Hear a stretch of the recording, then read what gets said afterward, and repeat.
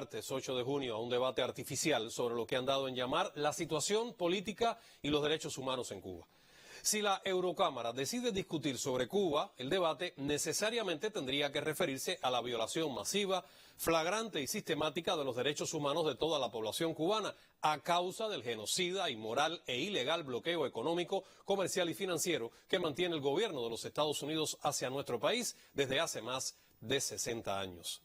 Nos preguntamos si los promotores de esta farsa estarían dispuestos a exigir al gobierno de los Estados Unidos el levantamiento de esa política que hasta el cierre de marzo del 2020 representó daños acumulados a la economía cubana ascendentes a 144.413.4 millones de dólares.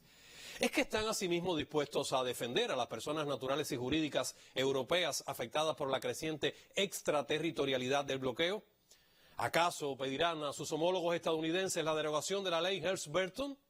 ¿Será que reclamarán la eliminación de las 243 medidas aplicadas por el expresidente Donald Trump y que la actual administración norteamericana mantiene vigentes? Resulta vergonzoso que un grupo de eurodiputados haya promovido la inclusión de este tema como parte de la agenda de la Eurocámara.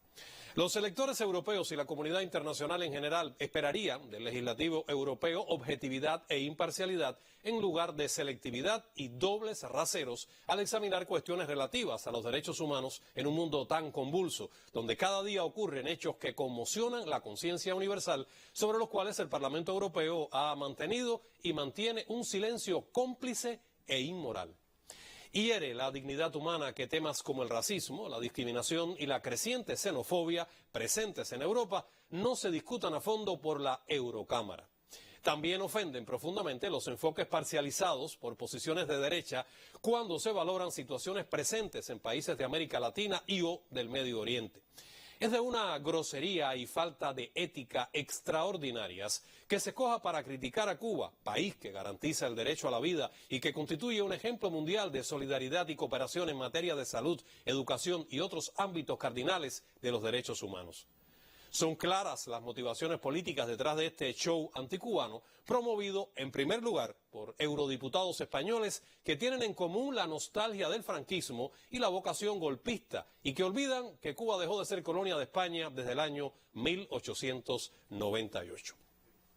No tienen en cuenta que el pueblo cubano se liberó para siempre el 1 de enero de 1959 y en pleno ejercicio de su derecho a la autodeterminación adoptó, mediante referéndum efectuado el 24 de febrero de 2019 y con el voto del 86,5% de los electores, una nueva constitución en la que se consagra como primer principio que Cuba es un Estado socialista de derecho y justicia social, democrático, independiente y soberano, organizado con todos y para el bien de todos, como república unitaria e indivisible, fundada en el trabajo, la dignidad, el humanismo y la ética de sus ciudadanos para el disfrute de la libertad, la equidad, la igualdad, la solidaridad, el bienestar y la prosperidad individual y colectiva.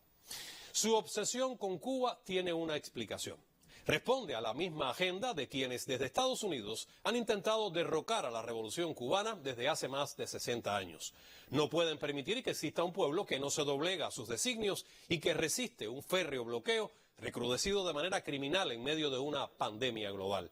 Tampoco admiten que, a pesar de todas las dificultades, la pequeña nación caribeña haya sido capaz de producir no uno, sino 5 candidatos vacunales con la capacidad productiva suficiente para inmunizar a toda su población antes de que culmine el 2021 y contribuir al proceso de vacunación en otros países en desarrollo.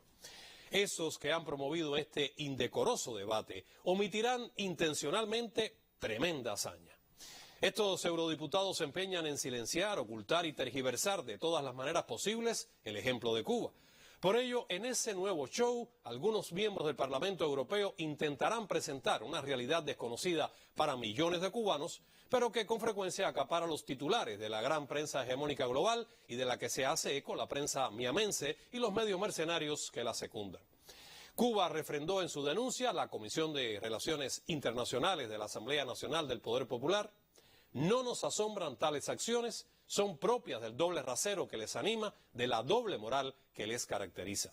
Con esta maniobra anticubana se pretende además entorpecer las relaciones bilaterales entre Cuba y la Unión Europea y socavar la implementación del acuerdo de diálogo político y de cooperación entre Cuba, la Unión Europea y sus Estados miembros. Los promotores de esta lamentable farsa y deleznable maniobra política conocen perfectamente que el acuerdo se implementa de una manera positiva y que existe una clara voluntad política de las partes de continuar creando puentes entre nuestros pueblos y gobiernos a través del mismo, a pesar de las diferencias existentes y en total apego a las bases y principios aprobadas en el acuerdo y endosados por el Parlamento Europeo en su resolución de consentimiento del 5 de julio del 2017.